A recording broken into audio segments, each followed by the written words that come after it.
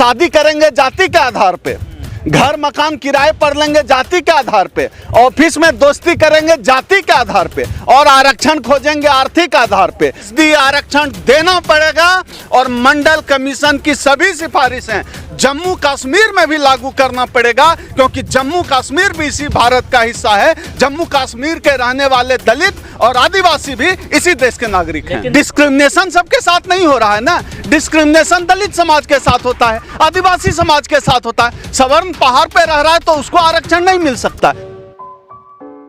जम्मू कश्मीर में भी एससी और एसटी को उनका हक मिलना चाहिए। जो मुद्दे से भटकाने की ये समस्या हर राज्य में आ रही है। अभी आपने यूपी का भी सुना होगा, 18 जो सब जातियां उनको भी ऐड करने की कोशिश की जा रही है। बिल्कुल ये करेंगे। आप समझिए ना, जम्मू कश्मीर का सवाल क्या है कि पहाड़ों में जो रहे सारे लोगों को मिलेगा, एससी एसटी का वो मिल जाएगा दर्जा। ये क्या बात हुई?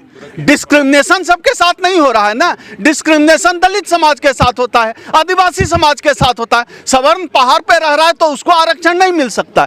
जो आरक्षण का वाजिब हिस्सेदारी है, जिनकी असली भागीदारी है, जिनकी स्थिति है कि उनको संवैधानिक आरक्षण मिलना चाहिए, जो कॉन्स्टिट्यूशनल डिजर्व करते हैं, उन लोगों को जम्मू और कश्मीर में आरक्षण मिलना चाहिए। और ये जो मंडल कमीशन की सिफारिश लागू करने का मुद्दा है कि जम्मू कश्मीर में सिर्फ 4% मिलेगा आरक्षण, हम उसके भी खिलाफ हैं। 27% आरक्षण देना पड़ेगा और मंडल कमीशन की सभी सिफारिशें जम्मू कश्मीर में भी लागू करना पड़ेगा, क्योंकि जम्मू कश्मीर भी इसी भारत का हिस्सा है। जम्मू कश्मीर के रहने वाले दलित और आदिवासी भी इसी देश के नागरिक हैं। लेकिन देश में अब तो हवा चलने लगे कि आर्थिक आधार पर रिजर्वेशन होना चाहिए। ये तो करेंगे, ये तो आर्थिक आधार पर। आप ये बताइए कि किसी दलित कलेक्टर के भी नौकरी छोड़ने के बाद उनके वहां कुर्सी को दुलाया जाता है।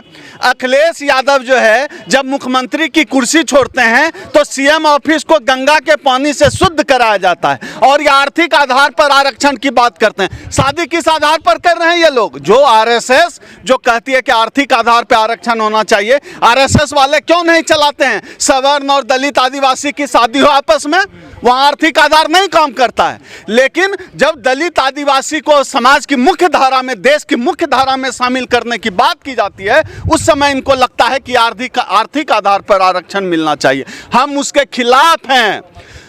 अगर इस देश में शोषण का आधार जाति है, अगर इस देश में लोगों के पिछड़ेपन का आधार जाति है, तो इस देश में आरक्षण भी जाति के आधार पर मिलनी चाहिए। शादी करेंगे जाति के आधार पे, घर मकान किराए पर लेंगे जाति के आधार पे, ऑफिस में दोस्ती करेंगे जाति के आधार पे, और आरक्षण खोजेंगे आर्थिक आधार पे। ये लोगों को गधा बनाना छोड़ देना चाहिए। हम लोग चाहे जम्मू कश्मीर का एससी एसटी हो, चाहे पूरे देश का एससी एसटी हो, इस खेल को आरएसएस और संघ के इस खेल को समझते हैं। अगर भेदभाव का आधार जाति है तो फिर आरक्षण का आधार भी जाति ही होगा। लेकिन आरक्षण आपका तो पूरा हो ही नहीं रहा, बैकलॉग भी नहीं भर रहा, पिछड़े लगातार आंदोलन कर रहे हैं। जिनकी सरकार पूरा निवास, जो लोग सरकारों में बैठे हुए हैं, वो लोग हमारे खिलाफ हैं। उनको लगता है कि जो लोग हमारे सामने कभी खाट पर नहीं बैठ पाते थे, आरक्षण की वजह से समाज की मुख्य धारा में शामिल हो गए।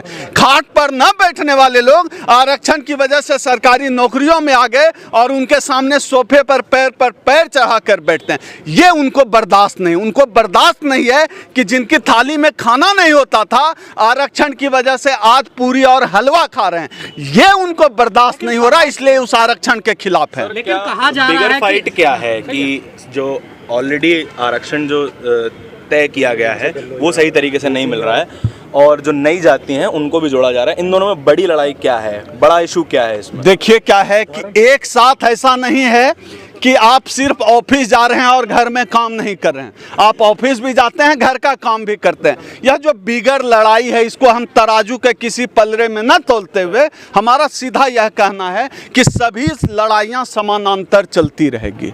हम उसके भी खिलाफ हैं कि जो पहाड़ों पर रह रहा है जम्मू कश्मीर में, सबको आरक्षण मिले, और जो आरक्षण का जो 27% का जो मुद्दा है मंडल कमीशन की सिफारिश लागू करने का, राजनीतिक आरक्षण लागू करने का जम्मू कश्मीर में, हम उसके भी उस लड़ाई के भी पक्ष में हैं। तमाम लड़ाइयाँ एक साथ चलेंगी और अगर उनको लगता है कि हम डर गए, हम लड़ गए और हम चुप बैठने वाले हैं तो ये उनकी गलतफहमी है। जम्मू का लड़ाई चलती, देश में 65% लोग पिछड़ों की कहाँ, आप ये बताइए इस डर से कि हम हार जाएंगे, विश्वविद्यालय में एक भी एसोसिएट प्रोफेसर इस डर से कि हम हार जाएंगे, हम लड़ना छोड़ देंगे क्या? बाबा साहब को, डॉक्टर अंबेडकर को तो पानी भी नहीं पीने दिया जाता था। उन्होंने इस दुनिया के सबसे बड़े लोकतंत्र का संविधान लिखा और अधिकारों के लिए लड़ते रहे।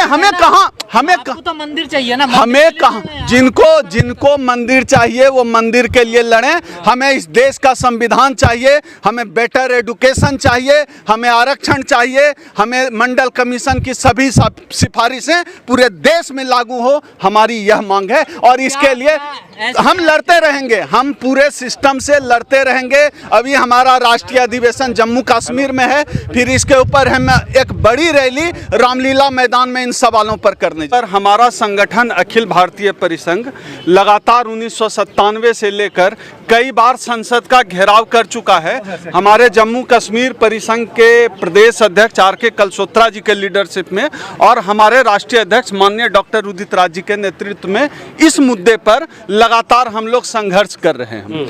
आने वाले 16 तारीख को हम लोग जम्मू कश्मीर में एक बड़ा राष्ट्रीय अधिवेशन इन्हीं सवालों पर करने जा रहे हैं। जो जम्मू कश्मीर का जो ये SC/ST का जो सवाल चल रहा है, गुर्जरों का सवाल चल रहा है और 2-3 हमारे महत्वपूर्ण मुद्दे हैं। उसमें हमारा जो सबसे महत्वपूर्ण मुद्दा है वो ये है कि सरकार कहती है कि जो पहाड़ों में रहने वाला कोई भी है उनको आरक्षण के दायरे में लाया जाए, लेकिन हमारा साफ मानना है कि पहाड़ों में रहने वाला कोई भी वो दायरे में नहीं आना चाहिए।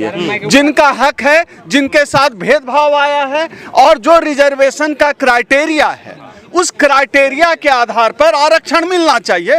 एक सीधी सी बात है।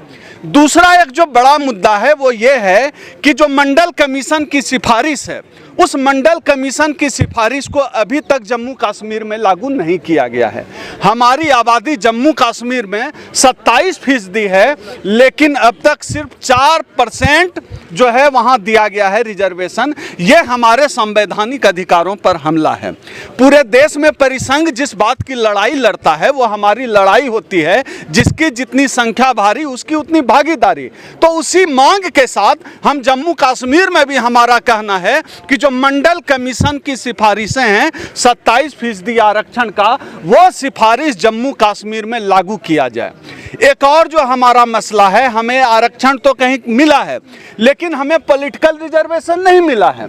ये भी हमारा मुद्दा है कि हमारा हक सिर्फ बिहार, झारखंड, उत्तर प्रदेश, बाकी राज्यों में ही हम SC/ST नहीं हैं, बल्कि जम्मू कश्मीर में भी SC/ST के रूप में जब हम संविधान की अनुसूची में शामिल हैं तो अनुसूची में शामिल होने की वजह से हमें जो भी अधिकार मिलते हैं, संवैधानिक अधिकार, वो जम्मू कश्मीर में भी SC और ST को मिलना चाहिए। इस बात की लड़ाई है।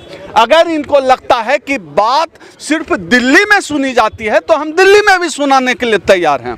अभी हमने 2 राष्ट्रीय अधिवेशन दिल्ली में कराए थे परिसंघ के, जिसमें दोनों राष्ट्रीय अधिवेशन में ये जो जम्मू कश्मीर का यह जो मुद्दा चल रहा है ये मुद्दे शामिल थे। आने वाले 16 अक्टूबर को हम तीसरा राष्ट्रीय सम्मेलन इन्हीं सवालों पर करने जा रहे हैं जम्मू और कश्मीर में। हमारे प्रदेश अध्यक्ष आर.के. कलसोत्रा जी और हमारे राष्ट्रीय अध्यक्ष माननीय डॉक्टर उदित राज जी लगातार 2 दशक से भी ज़्यादा समय से इस लड़ाई को लड़ रहे हैं। खबरों में बने रहने के लिए फोरम 4 को सब्सक्राइब करें और नोटिफिकेशन पाने के लिए बेल आइकन दबाएं।